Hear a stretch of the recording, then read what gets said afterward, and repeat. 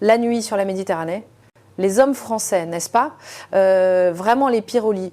Physiquement, c'est déjà pas ça, mais en plus, ils sont d'une mentalité tellement vieillotte. Je n'oublierai jamais l'instant où une lieutenante de l'armée américaine a prononcé ces mots devant moi, une coupe de champagne à la main. Les gens autour d'elle ont ri, mais je n'ai pas répondu un seul mot. Cependant, à peine 1 heure plus tard, lorsque des pirates armés ont pris d'assaut notre yacht, tout a changé. Cette même lieutenante qui se moquait de moi tremblait si fort qu'elle ne pouvait tenir son arme, et les 30 invités qui profitaient d'une soirée au champagne étaient pétrifiés de terreur. À cet instant, j'ai compris une chose.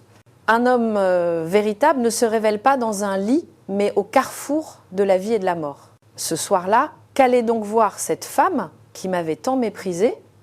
C'était un soir de fin d'été sur la Côte d'Azur. Le soleil déclinait lentement derrière l'horizon, peignant le ciel de nuances orangées. La mer était calme et le bruit des vagues résonnait doucement, comme une berceuse. Sur le pont d'un grand yacht amarré dans la baie de Cannes, une fête somptueuse battait son plein. C'était une réception célébrant la fin d'un exercice militaire conjoint franco-américain. Organisé par l'amiral américain Roger, l'événement avait réuni une trentaine d'invités, des officiers des deux armées, des représentants de l'industrie de la défense et des notables de la communauté locale. Sur le pont, des groupes se formaient ici et là, coupe de champagne à la main, tandis qu'une musique de jazz entraînante s'échappait du salon principal. Jean-Luc Dubois se tenait seul à l'arrière du yacht, colonel des forces spéciales françaises, âgé de 49 ans. Le but principal de sa visite était d'observer les manœuvres conjointes, mais il n'avait pu refuser l'invitation de l'amiral Rogers. Vêtu d'une simple veste bleu marine plutôt que de son uniforme, Dubois paraissait sobre au milieu de la foule élégante.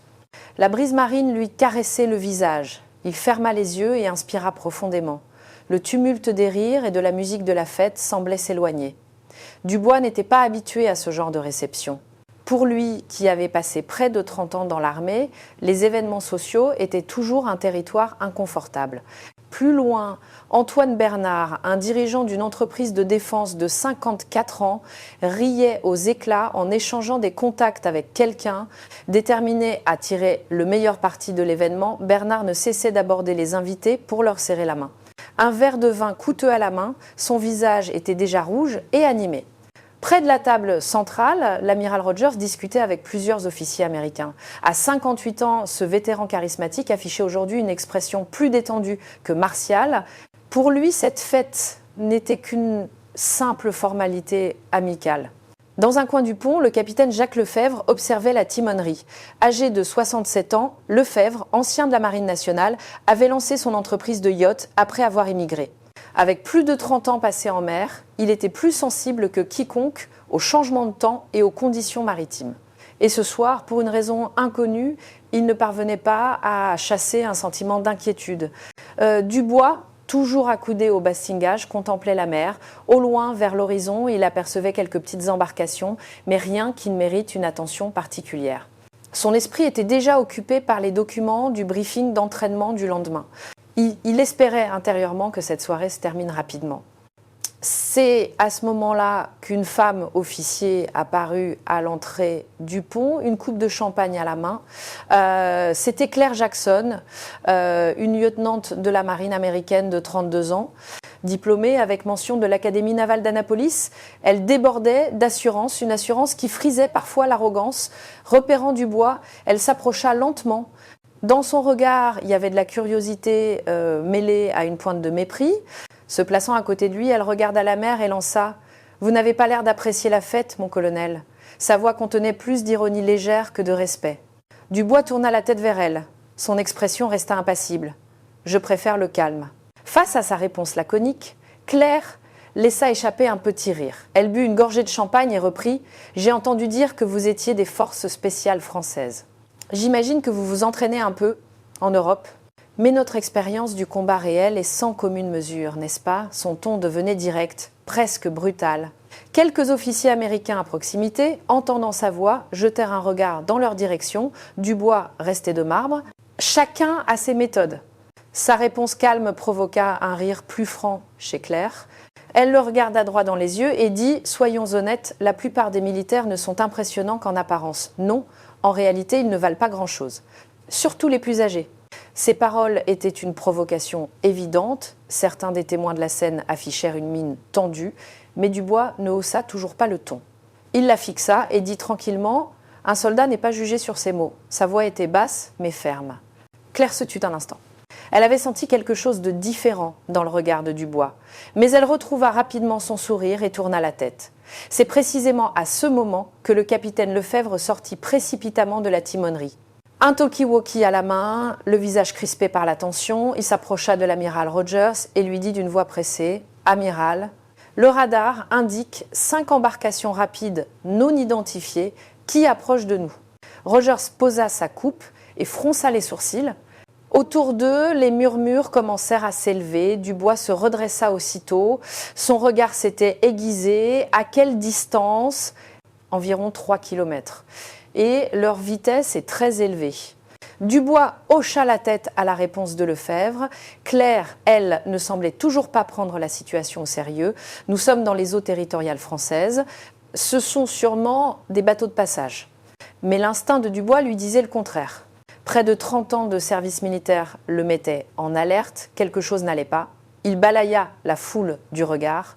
La plupart des gens tenaient encore leur verre, riant et discutant. Il s'approcha de Rogers, qui affichait toujours une expression détendue. « Ne vous inquiétez pas trop, colonel, cette zone est sûre. » Mais le regard de Dubois ne scillait pas. Fixant l'horizon lointain, il se demanda « Sont-ce vraiment de simples bateaux de passage ?» Le vent marin commençait à se renforcer. L'avertissement du capitaine Lefebvre fut vite noyé dans l'ambiance festive. L'amiral Rogers, avec un sourire rassurant, fit un geste à ses officiers. Cette zone est très fréquentée par les bateaux de pêche. Inutile de s'alarmer pour rien. Ces paroles firent renaître les rires. Antoine Bernard sortit son smartphone et commença à prendre des selfies sur le pont. Il avait bien l'intention de poster ce moment sur les réseaux sociaux. Un yacht luxueux, la compagnie d'un amiral américain. Tout cela était pour lui une source de fierté, mais Dubois pensait différemment. Il suivit le capitaine Lefebvre, qui retournait à la timonerie. À l'intérieur, Lefebvre fixait l'écran du radar. 5 petits points verts se déplaçaient rapidement. Leur vitesse est anormale. Ce ne sont pas des bateaux de pêche ou des cargos ordinaires. Sa voix était empreinte de certitude. Dubois se pencha sur l'écran et demanda calmement « Distance actuelle ?» 2,5 km. Il continue de se rapprocher. Dubois acquiesça. Dans son esprit, plusieurs scénarios se dessinaient déjà. Le meilleur, le pire et les plans d'action correspondants. Il ressortit sur le pont. Claire discutait toujours avec d'autres officiers, sa coupe à la main. Le voyant approcher, elle esquissa un sourire moqueur. « Toujours tendu, mon colonel ? Nous sommes en France, je vous dis que c'est sûr. » Dubois la regarda droit dans les yeux. Sa voix était toujours calme, mais chargée d'un avertissement puissant. « Lieutenant, il serait prudent de vérifier votre équipement au cas où. » Claire ricana. Elle n'avait aucune intention de prendre ses paroles au sérieux. « Notre équipement, c'est une réception, pas un terrain d'entraînement. » Cessez de créer une peur inutile. Plusieurs officiers américains approuvèrent ces paroles en riant. Dubois ne dit plus rien. Il retourna près du bastingage, scrutant l'horizon lointain. Le temps passa. Le soleil avait presque disparu et le ciel se teignait d'un violet profond. La fête gagnait en intensité, la musique était plus forte, les rires plus bruyants. C'est alors qu'un bruit de moteur se fit entendre au loin. D'abord faible, il devint de plus en plus distinct. Dubois tourna vivement la tête. 5 vedettes rapides fendaient les ténèbres en direction du yacht. De la timonerie, Lefebvre cria d'une voix paniquée « Amiral, les embarcations nous encerclent !» Ce n'est qu'à ce moment que Rogers posa sa coupe et sortit sur le pont. Les autres invités se rassemblèrent un à un près du bastingage. Les vedettes avaient déjà commencé à former un cercle autour du yacht. À bord de chacune d'elles, 3 ou 4 silhouettes se dessinaient, certaines tenant quelque chose à la main. L'atmosphère changea brutalement. Les rires cessèrent, la musique s'arrêta. Les invités fixaient les vedettes, le visage crispé. Antoine Bernard, son smartphone toujours en main, était figé. Son visage avait perdu toute couleur. Claire essayait de conserver son assurance.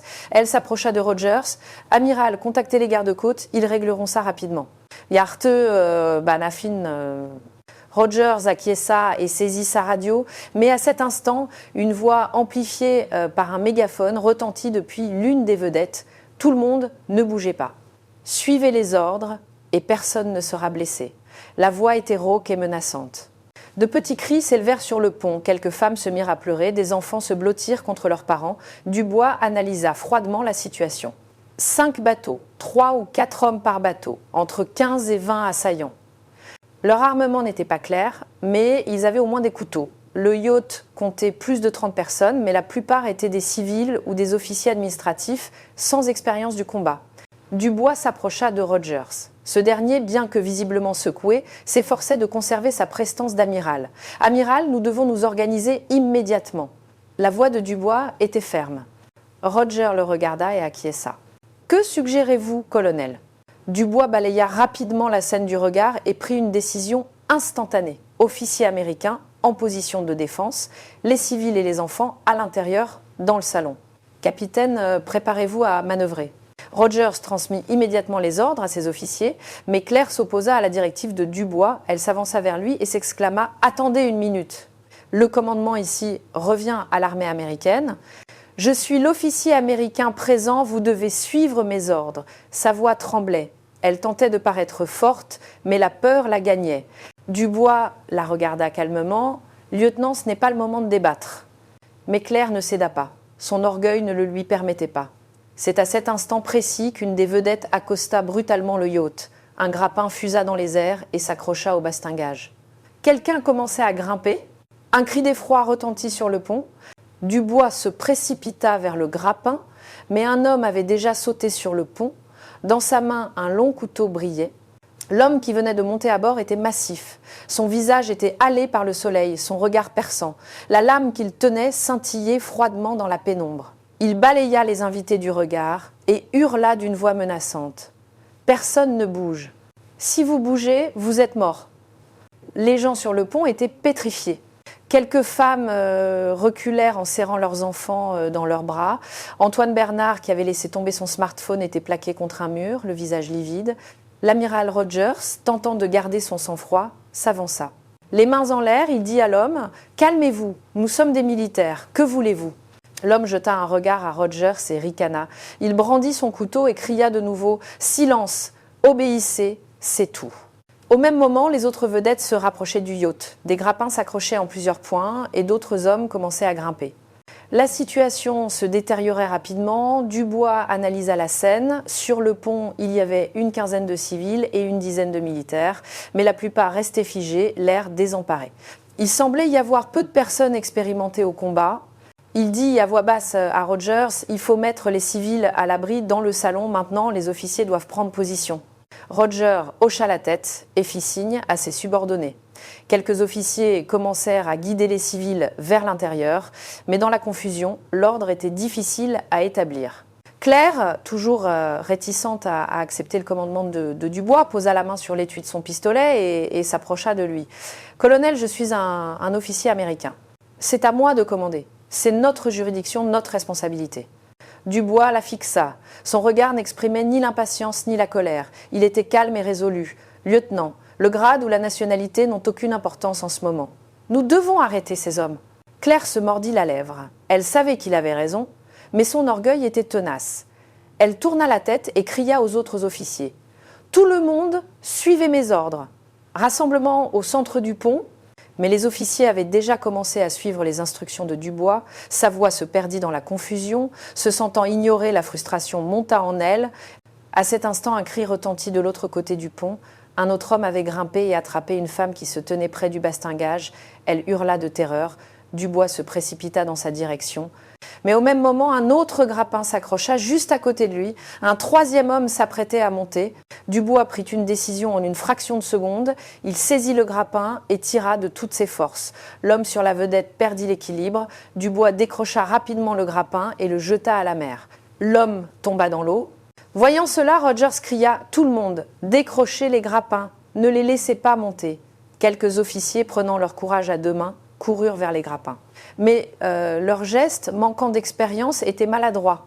L'un d'eux faillit perdre l'équilibre en essayant de décrocher un grappin. Depuis la timonerie, le capitaine Lefebvre observait la scène. Il essayait de démarrer les moteurs pour faire bouger le yacht, mais les vedettes l'encerclaient, rendant toute manœuvre difficile. Des gouttes de sueur perlaient sur son front. La confusion sur le pont s'intensifiait, 3 hommes étaient déjà à bord et d'autres grappins étaient accrochés. Dubois comprit qu'il devait rétablir l'ordre immédiatement. Il cria d'une voix forte. Officiers américains, défendez les flancs. Civils, dans le salon, tout de suite. Sa voix était claire et puissante. Plusieurs officiers obéirent à ses ordres. Mais Claire s'obstinait. Elle dégaina son pistolet et le pointa sur l'un des intrus. Ne bougez pas, les mains en l'air. Sa voix tremblait. L'intrus la regarda et ricana. Le couteau à la main, il s'approcha lentement d'elle. Claire posa le doigt sur la détente, mais sa main tremblait trop pour tirer. Dubois s'interposa rapidement entre elle et l'intrus. Il saisit le poignet de l'homme et le tordit. L'intrus poussa un cri et lâcha son couteau. Dubois le projeta contre le bastingage. Claire restait là, stupéfaite. Dubois se tourna vers elle et dit sèchement « Lieutenant, si vous ne pouvez pas tirer, baissez votre arme. Pour l'instant, vous ne faites qu'aggraver la situation. » Le visage de Claire devint blême. Elle réalisa son inutilité totale. Son orgueil s'effondrait. À cet instant, un bruit anormal provint du moteur du yacht. Lefebvre cria de la timonerie d'une voix paniquée. « Les moteurs sont endommagés, on perd de la vitesse !» Le visage de Rogers se crispa. La situation prenait la pire tournure possible. Les vedettes se rapprochaient et le yacht était désormais presque immobile. La peur commença à se propager parmi les invités sur le pont. Le bruit des moteurs s'affaiblissait de plus en plus. Le yacht, impuissant, se mit à dériver au gré des vagues. Dans la timonerie, le capitaine Lefebvre tentait désespérément de redémarrer les machines, mais les voyants d'alerte du tableau de bord clignotaient sans relâche. La situation était hors de contrôle. Sur le pont, le chaos était à son comble. Les civils tentaient de se réfugier dans le salon, mais dans le passage étroit, ils se bousculaient, certains tombaient. Un enfant se mit à pleurer, et ses sanglots amplifièrent la terreur ambiante. Antoine Bernard était accroupi dans un coin du pont, tremblant de tout son corps. 1 heure plus tôt, il était l'homme le plus bruyant de la soirée. Maintenant, aucun son ne sortait de sa bouche. Il était paralysé par la peur. Dubois évalua rapidement la situation. 4 intrus étaient déjà à bord et d'autres grappins étaient en place. S'ils ne mettaient pas en place une défense organisée immédiatement, tout le monde serait en danger. Il s'approcha de Rogers et dit « Amiral, nous devons clarifier la chaîne de commandement. Je prends la direction tactique. » Sans hésiter, Rogers acquiesça. Il avait déjà vu les compétences de Dubois et savait que ce n'était pas le moment de s'accrocher à son orgueil. « C'est à vous, colonel. » « Dites-moi ce dont vous avez besoin. » Dubois rassembla immédiatement les officiers autour de lui. 5 officiers américains se tinrent devant lui. Il donna des ordres rapides et précis. « Vous deux, à tribord, concentrez-vous sur le retrait des grappins. Vous deux, à bâbord, surveillez les intrus déjà à bord. Un autre aide à l'évacuation des civils. Le dernier protège l'amiral. » Les officiers, suivant ces instructions claires, se mirent en mouvement. Un semblant d'ordre commença à s'installer sur le pont chaotique. Mais Claire avait encore du mal à l'accepter. Elle s'approcha de Dubois et protesta vivement « Attendez 1 minute, je suis aussi un officier. Pourquoi ne me donnez-vous pas d'ordre ?» Dubois la regarda calmement. Son regard n'était ni critique ni moqueur. Il était empreint d'une grande sincérité. « Lieutenant, ce dont vous avez besoin maintenant, ce n'est pas d'un ordre, mais de jugement. Réfléchissez vous-même à ce que vous devez faire. » Claire resta sans voix. Les mots de Dubois étaient tranchants, mais ils contenaient aussi une nuance de respect. Après un moment d'hésitation, elle tourna la tête. C'est à ce moment qu'un cri retentit de l'autre côté du pont. Un civil avait été attrapé par un intrus et était traîné vers le bastingage. L'intrus plaça un couteau sur la gorge de l'homme et hurla « Personne ne bouge. Si vous ne voulez pas que je le tue, restez immobile. » Tous les regards se figèrent. L'otage, le visage blanc de peur, tremblait. La femme qui semblait être son épouse se mit à sangloter et tenta de s'avancer, mais d'autres l'en empêchèrent. Roger leva les mains et dit à l'intrus « Calmez-vous, nous ne résisterons pas, que voulez-vous » L'intrus ricana en regardant autour de lui. Il semblait satisfait en voyant les décorations luxueuses et les boissons chères. « Donnez tous vos objets de valeur, et vite !» Des mains tremblantes, plusieurs personnes commencèrent à retirer leurs montres et leurs colliers. Antoine Bernard sortit également son portefeuille de sa poche et le jeta par terre. Les intrus ramassaient le butin en riant. Dubois observait la scène avec calme. Il mémorisait les mouvements et les positions de chaque intrus, 4 sur le pont et encore 3 par vedette. Il calcula mentalement, il n'y aurait qu'une seule chance. C'est alors que Claire s'approcha discrètement de lui. Sa voix tremblait, mais elle était plus ferme qu'auparavant. « Mon colonel, que dois-je faire ?» Dubois lui jeta un regard. Il sentit un changement dans ses yeux. L'arrogance avait disparu, remplacée par du sérieux, protéger les civils dans le salon, assurer leur sécurité en cas d'imprévu. Claire acquiesça. Elle se dirigea silencieusement vers le salon. En mettant son orgueil de côté, sa mission lui paraissait plus claire. Les intrus avaient presque fini de rassembler les objets de valeur, mais ils ne semblaient pas avoir l'intention de quitter le yacht. L'un d'eux pointa la timonerie du doigt et cria « Va voir ce qu'il y a là dedans !» Un des pirates se dirigea vers la timonerie. Le capitaine Lefebvre, tendu, se tenait à l'intérieur. Au moment où l'intrus ouvrit la porte, Lefebvre brandit un extincteur et le vida sur le visage de l'homme, qui hurla en reculant. Immédiatement, les autres intrus, couteau à la main, se précipitèrent sur Lefebvre. Le pont replongea dans le chaos. Dubois décida qu'il ne pouvait plus attendre. Il saisit rapidement un pistolet de détresse qui se trouvait près du bastingage et le tira vers l'arrière du yacht. Une fusée rouge s'éleva dans le ciel, projetant une lumière vive. Les intrus surpris tournèrent la tête. À cet instant précis, Dubois passa à l'action. Il se jeta sur l'intrus le plus proche, attrapa une corde et lui faucha les jambes. L'homme perdit l'équilibre et tomba à la mer. Un grand splash retentit. Les autres intrus stupéfaits fixèrent Dubois. Les invités sur le pont étaient également sous le choc. Dubois se tenait là, impassible, et les regarda. Qui est le suivant ? Sa voix était basse, mais chargée d'une volonté de fer. L'action de Dubois avait stupéfié tout le monde. Les invités sur le pont retenaient leur souffle, observant la scène. Les intrus eux-mêmes s'étaient figés un instant. Ils ne s'attendaient pas à une telle résistance. Mais leur stupeur fut de courte durée. Le plus costaud d'entre eux, brandissant son couteau, se rua sur Dubois, les yeux pleins de haine. « Je vais te tuer !» La lame fendit l'air en direction de Dubois, qui esquiva d'un pas de côté, le couteau passa dans le vide. Dubois saisit le bras de l'homme, le tordit, et l'homme s'effondra à genoux en hurlant. Les deux autres intrus se jetèrent simultanément sur lui. Dubois comprit instantanément qu'il ne pourrait pas les affronter tous les deux en même temps. Il recula rapidement vers le bastingage et cria « Tout le monde à terre !» Sa voix était autoritaire. Les gens sur le pont se baissèrent instinctivement. Dubois tira sur une corde accrochée au bastingage. Elle balaya le pont et faucha les jambes d'un des intrus qui tomba face contre terre. Mais le dernier parvint jusqu'à lui. Il attrapa l'épaule de Dubois et leva son couteau. Dubois saisit le poignet de l'agresseur, mais il était repoussé par la force de l'homme. La lame se rapprochait dangereusement. C'est à ce moment que quelqu'un poussa violemment le dos de l'intrus. Ce dernier perdit l'équilibre et vacilla. Dubois en profita pour le pousser par-dessus le bastingage. L'homme tomba à la mer en criant. Dubois se tourna pour voir qui l'avait aidé. C'était Claire. Le souffle court, elle le regardait, le visage partagé entre la peur et la détermination. « Mon colonel, ça va ?» Dubois hocha brièvement la tête. Claire aurait dû rester dans le salon, mais elle était sortie au moment critique. Il la regarda dans les yeux et dit « Merci, lieutenant ». Claire ne répondit rien. Mais son regard avait changé. L'arrogance avait disparu, remplacée par le respect. Il restait encore un intrus sur le pont. C'était celui qui avait pris le civil en otage plus tôt. Il tenait toujours son couteau, mais il semblait désemparé après avoir vu ses complices être neutralisés un par un. L'amiral Rogers s'approcha lentement de lui, les mains en l'air. « C'est fini. Vos amis sont partis. Inutile de continuer à vous battre. » L'intrus regarda autour de lui. Les vedettes s'éloignaient peu à peu du yacht. En voyant leurs compagnons tomber à l'eau, les autres avaient commencé à fuir. L'intrus serra les dents et laissa tomber son couteau. Plusieurs officiers américains se jetèrent sur lui et le maîtrisèrent sans qu'il ne résiste. Un silence momentané s'installa sur le pont, mais le répit fut de courte durée. Soudain, le yacht fut secoué par une violente embardée. Le capitaine Lefebvre cria de la timonerie « Les moteurs sont complètement hors service, nous sommes à la dérive ».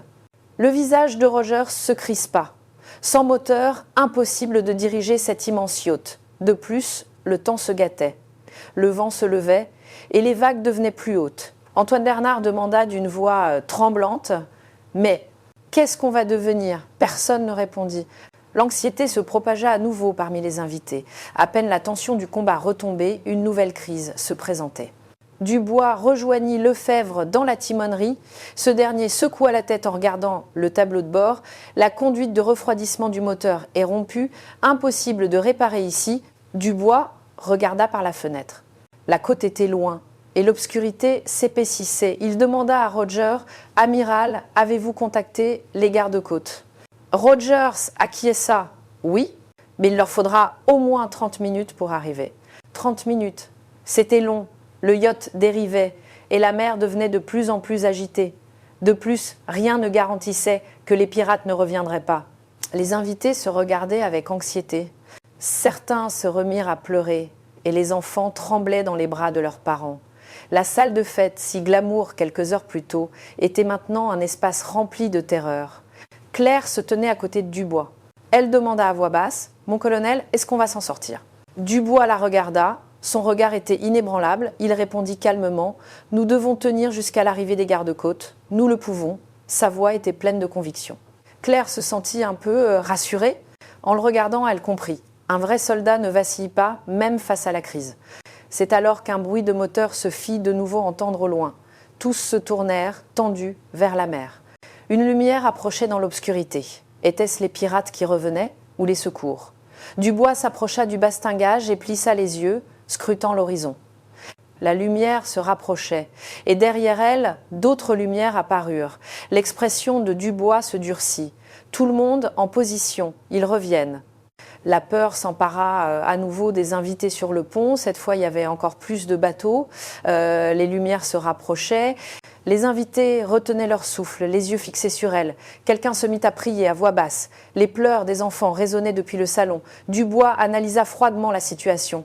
Il compta les lumières. Au moins 3, non, 4. Les fuyards étaient revenus avec des renforts. Il s'approcha de Rogers et demanda à voix basse « Amiral, combien de temps avant l'arrivée des gardes-côtes » Roger regarda sa montre. Encore environ 20 minutes. 20 minutes. Dubois fit un calcul rapide. Il fallait tenir 20 minutes. Mais cette fois, les assaillants étaient plus nombreux et le yacht était immobilisé. La situation était bien plus désavantageuse qu'auparavant. Il rassembla de nouveau les officiers. Les 5 Américains et Claire se tinrent devant lui. Il donna ses ordres. Cette fois, nous devons les empêcher de monter à bord. Dès qu'un grappin est accroché, retirez-le. Si vous voyez une corde, coupez-la. Utilisez les extincteurs et les lances à incendie pour les repousser. Les officiers acquiescèrent, le visage tendu. Dubois se tourna vers Claire. « Lieutenant, calmez les civils dans le salon. Il ne faut pas qu'ils paniquent. » Claire hésita un instant. Elle voulait rester sur le pont et se battre. Mais en croisant le regard de Dubois, elle acquiesça. Elle comprenait que protéger les civils était aussi une mission essentielle. « Compris, mon colonel. » Elle se dirigea vers le salon. À l'intérieur, plusieurs personnes étaient terrorisées. Claire se posta devant eux et dit d'une voix aussi calme que possible « Restez calme, les secours arrivent. » Les gardes-côtes sont en route. Une femme en larmes demanda « Est-ce qu'on va vraiment s'en sortir ?» Claire lui prit la main. Elle avait peur, elle aussi, mais elle ne pouvait pas le montrer. « Oui, nous avons le colonel avec nous, faites-lui confiance. » À ses propres mots, plusieurs personnes commencèrent à se calmer. Claire fut surprise elle-même. Quelques heures plus tôt, elle méprisait Dubois et maintenant, elle plaçait toute sa confiance en lui. Sur le pont, Dubois achevait les préparatifs. Le capitaine Lefebvre sortit de la timonerie et se plaça à ses côtés. « Colonel, puis-je vous aider ?» Dubois le regarda. Dans les yeux de Lefebvre, il y avait plus de détermination que de peur. L'orgueil d'un vieux loup de mer avec plus de 30 ans d'expérience. Capitaine allumait tous les feux de détresse. Et préparait le mégaphone. Lefebvre acquiesça et retourna à la timonerie. Bientôt, toutes les lumières du yacht s'allumèrent. Dans l'obscurité, le yacht brillait comme une île. Les bateaux des assaillants continuaient de se rapprocher. Antoine Bernard, tremblant dans un coin, observait Dubois. « Comment cet homme peut-il rester si calme ?» se demanda-t-il. Il réalisait à quel point il était pathétique. D'habitude si vantard, il était incapable de faire quoi que ce soit dans une situation de crise. Les vedettes arrivèrent à proximité du yacht. Cette fois, leur approche était beaucoup plus organisée. 4 bateaux l'encerclèrent simultanément par les 4 points cardinaux. Une voix rauque retentit au mégaphone. « Ne résistez pas cette fois. Obéissez et il n'y aura pas de blessés. » Dubois fit signe à Lefebvre, qui lui tendit le mégaphone. D'une voix calme, Dubois répondit « Nous sommes sous la protection de la marine française. Les gardes-côtes arriveront d'une minute à l'autre. Si vous partez maintenant, il n'y aura pas d'autre problème. » Des rires s'élevèrent parmi les assaillants. Ils ne prenaient pas son avertissement au sérieux. L'un d'eux cria « On aura fini avant que les gardes-côtes n'arrivent. Si vous résistez, on vous tue tous. » Les vedettes foncèrent simultanément sur le yacht. Des grappins volèrent de toutes parts. Dubois hurla « Tout le monde en position, défense !» Les officiers américains se mirent en action à leurs postes respectifs. L'un d'eux décrocha un grappin et le jeta à la mer. Un autre utilisa un extincteur pour repousser les assaillants. Une fumée blanche envahit le pont. Mais les assaillants étaient trop nombreux. Les grappins continuaient d'arriver et certains s'accrochaient solidement. Des hommes commencèrent à grimper le long des cordes. Dubois cria à Lefebvre « Capitaine, la lance à incendie !» Lefebvre se déplaça rapidement. Il déroula le tuyau de la borne d'incendie et le tendit à Dubois. Ce dernier dirigea le puissant jet d'eau sur les hommes qui grimpaient. La pression les fit lâcher prise et tomber à l'eau. L'amiral Rogers, retroussant ses manches, se joignit au combat. La survie primait sur le protocole. Il saisit un autre extincteur et repoussa les intrus de l'autre côté. Le pont était un véritable champ de bataille. L'eau et la fumée des extincteurs se mélangeaient et les cris résonnaient de toutes parts. Mais sous le commandement de Dubois, la défense restait organisée. Dans le salon, Claire observait la scène. En voyant la silhouette de Dubois à travers la fenêtre, elle pensa « c'est ça, un vrai soldat ». Un soldat qui se prouve par ses actes, pas par son grade ou ses paroles. Elle eut honte de son arrogance. Mais la défense avait ses limites. Les assaillants continuaient d'affluer et les officiers commençaient à fatiguer. L'un d'eux perdit l'équilibre et tomba. Un intrus en profita pour sauter sur le pont. Dubois courut dans sa direction, mais au même moment, 2 autres intrus montaient de l'autre côté. Il ne pouvait pas les arrêter tous les deux. La situation empirait. 3 intrus étaient sur le pont simultanément. Dubois prit une décision instantanée. Seul, il ne pouvait pas les affronter. Il cria « Restez groupés ». Ne vous dispersez pas. Les officiers américains suivirent ses ordres. 2 d'entre eux firent face à un intrus, tandis que Rogers affrontait un autre. Dubois se chargea du dernier. L'intrus, couteau en main, se rua sur lui. Dubois esquiva sur le côté et saisit le bras de l'homme. Ils luttèrent sur le pont. L'intrus était fort, mais la technique de Dubois était supérieure.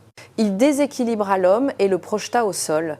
Il lui arracha rapidement son couteau et le jeta au loin. L'intrus tenta de se relever, mais Dubois lui tordit le bras et le maîtrisa.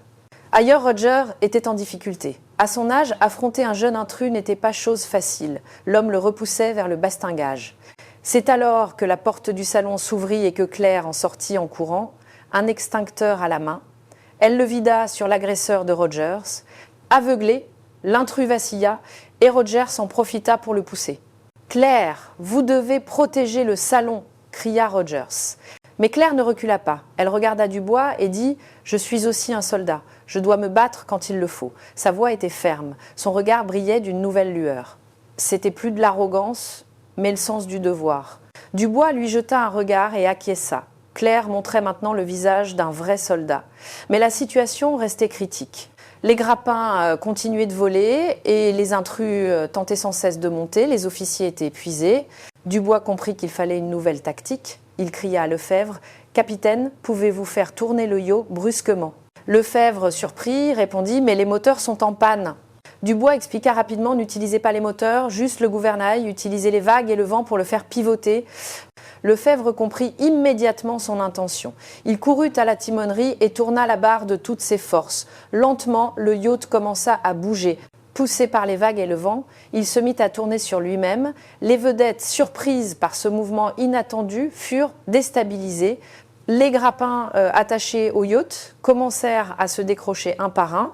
Les intrus qui grimpaient perdirent l'équilibre et tombèrent à l'eau. « Maintenant, enlevez tous les grappins !» Sur l'ordre de Dubois, les officiers agirent rapidement. Ils décrochèrent les derniers grappins et les jetèrent à la mer. Les vedettes furent repoussées loin du yacht. Claire était admirative de la tactique de Dubois. Elle comprenait enfin que le vrai combat se gagnait non par la force ou les armes, mais par l'intelligence et le jugement. Cependant, les intrus n'abandonnèrent pas si facilement. Ils reformèrent leur cercle autour du yacht et commencèrent à se rapprocher de nouveau, cette fois plus prudemment. Dubois regarda sa montre. Il restait environ 10 minutes avant l'arrivée des secours. Il fallait tenir encore 10 minutes. Il regarda autour de lui. Les officiers étaient fatigués, mais ils n'avaient pas abandonné. C'est alors qu'un nouveau son se fit entendre au loin. Un son de sirène. Tous les regards se tournèrent dans cette direction. À l'horizon, plusieurs lumières approchaient à grande vitesse. C'étaient les gardes-côtes. Les intrus entendirent aussi la sirène. Ils se regardèrent, l'air désemparé. L'un d'eux cria « On se retire, vite, partez !» Les vedettes changèrent de cap en toute hâte. Il tentait de s'échapper avant l'arrivée des secours. Les 4 embarcations disparurent dans l'obscurité. Un soupir de soulagement collectif parcourut le pont. Certains s'assirent par terre et se mirent à pleurer. La tension retombée, la peur accumulée éclata d'un coup. Roger s'approcha de Dubois et lui tendit la main. Son visage était empreint de respect. « Colonel, sans vous, nous étions tous perdus. Merci infiniment. » Décétésé, Dubois, lui, serra la main et répondit calmement « C'est grâce à votre confiance, amiral. » Un peu plus loin, Claire observait la scène. Elle réalisait à quel point elle avait été stupide. Elle avait honte de son mépris et de sa moquerie envers Dubois. Le navire des gardes-côtes accosta le yacht. Une voix retentit au mégaphone. « Ici la gendarmerie maritime. Tout le monde va bien ?»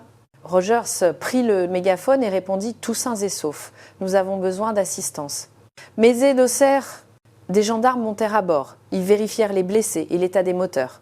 Une équipe médicale les accompagnait. Claire s'approcha lentement de Dubois. Elle se posta devant lui et s'inclina. Sa voix tremblait. « Mon colonel, je vous présente mes plus sincères excuses. J'ai été arrogante et je vous ai méprisé. C'est vous le vrai soldat. » Dubois la regarda et dit doucement « Relevez-vous, lieutenant, vous vous êtes battu courageusement aujourd'hui. » Mascarpone, mais Claire releva la tête, les larmes aux yeux. Dubois posa une main sur son épaule et ajouta « La valeur d'un soldat se prouve par ses actes, pas par ses mots. Vous l'avez prouvé aujourd'hui. » Claire ne put rien dire de plus. Elle se contenta d'acquiescer. L'aube approchait. Le yacht, remorqué par les gardes-côtes, entrait lentement dans le port de Cannes. Le soleil se levait à l'horizon, colorant la mer d'or. Une longue nuit s'achevait et ils retournaient enfin en lieu sûr. Les invités sur le pont étaient épuisés, mais un léger sourire flottait sur leurs lèvres, le sourire du soulagement d'avoir survécu. Certains, enveloppés dans des couvertures, buvaient le café chaud distribué par les gendarmes. Sur le quai, une foule s'était déjà rassemblée. Des journalistes, des responsables militaires et les familles des passagers. Lorsque le yacht accosta, des acclamations retentirent. Antoine Bernard descendit la passerelle et posa le pied à terre. Il s'agenouilla et embrassa le sol. Il n'arrivait pas à croire qu'il était rentré vivant. Il regarda Dubois, qui aidait calmement les autres passagers à descendre. Bernard pensa « Sans cet homme, nous n'aurions pas survécu. » Le capitaine Lefebvre fut le dernier à quitter le yacht. En plus de 30 ans en mer, il n'avait jamais vécu une telle nuit. Il s'approcha de Dubois et s'inclina profondément. « Colonel, vous m'avez sauvé la vie, je ne l'oublierai jamais. Je vais été vite, du bleu, un bleu. » Dubois lui serra la main. « Votre courage a été exemplaire, capitaine, c'est ensemble que nous avons réussi. » Les yeux de Lefebvre s'embouèrent de larmes. Il ne put rien dire de plus et se contenta d'acquiescer. Roger, entouré de responsables militaires, expliquait la situation. Il ne cessait de souligner le rôle de Dubois. Sans le colonel Dubois, nous aurions tous été en grand danger. Son calme et son jugement tactique nous ont tous sauvés. Les responsables militaires regardaient Dubois avec admiration. L'un d'eux s'approcha pour lui serrer la main. « Colonel, merci pour le courage et le leadership dont vous avez fait preuve aujourd'hui. Vous avez montré le vrai sens de l'alliance franco-américaine. » Dubois répondit poliment, mais son expression restait humble. Pour lui, ce qu'il avait fait n'avait rien d'extraordinaire. Il n'avait fait que son devoir de soldat. Claire observait la scène de loin. Elle n'arrivait toujours pas à croire ce qui s'était passé. Cette nuit lui avait appris ce qu'était l'arrogance et ce qu'était un vrai soldat. Prenant son courage à deux mains, elle s'approcha de Dubois, qui s'arrêta en la voyant. Elle se posta devant lui et le salua militairement, un salut impeccable.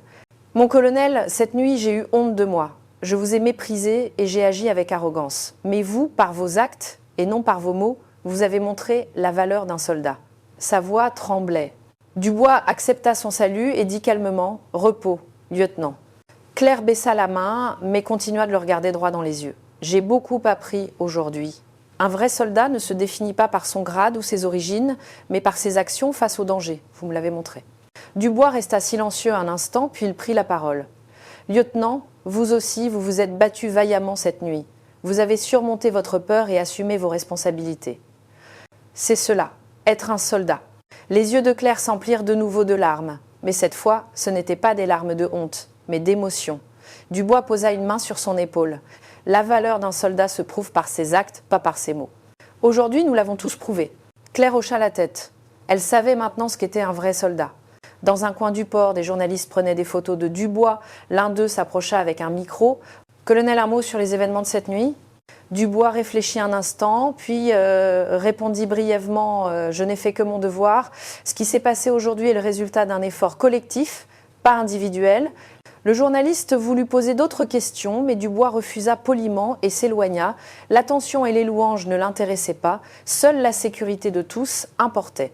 Roger s'approcha de lui et lui tendit de nouveau la main. « Colonel, vous avez montré aujourd'hui le vrai sens de notre alliance. J'espère que nous aurons de nombreuses autres occasions de travailler ensemble. » Dubois, lui, serra la main et acquiesça. « Ce serait un honneur, amiral. » Les civils, un par un, s'approchèrent également pour le remercier. Une femme lui prit la main, les larmes aux yeux. « Colonel, merci infiniment d'avoir sauvé ma famille. Je ne vous oublierai jamais. » Dubois, lui, serra doucement la main. « Le plus important est que vous soyez en sécurité. » Le soleil était maintenant complètement levé. Le port brillait sous la lumière du matin. Les gens commençaient à rentrer chez eux.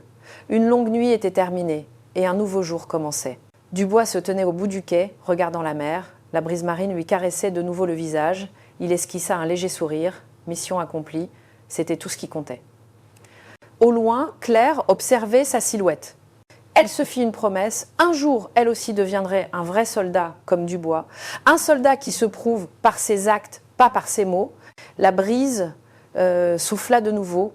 Les survivants du yacht regardaient tous Dubois en silence. Et silencieusement, ils inclinèrent la tête. Ils savaient maintenant que les vrais héros sont souvent les plus discrets. Cette histoire montre que ceux qui ont une véritable compétence se prouvent par leurs actions, non par leurs paroles. Au début, Claire méprisait Dubois, il lui paraissait âgé et sans particularité. Mais lorsque la crise a éclaté, c'est Dubois qui a gardé son sang-froid, a pris les commandes et a sauvé tout le monde au péril de sa vie. C'est alors que Claire a compris. La véritable compétence ne se révèle pas dans l'apparence ou les discours, mais dans la manière d'agir dans les moments difficiles. Nous aussi, dans la vie, nous avons tendance à juger les gens sur leur apparence ou leur première impression, mais ce qui compte vraiment, ce sont leurs actions et les choix qu'ils font dans les moments difficiles. Cette histoire nous montre que les personnes comme Dubois, discrètes mais agissant avec un sens aigu des responsabilités, sont celles qui méritent vraiment notre respect. Une personne humble mais forte, n'est-ce pas là l'image d'un adulte véritablement admirable ?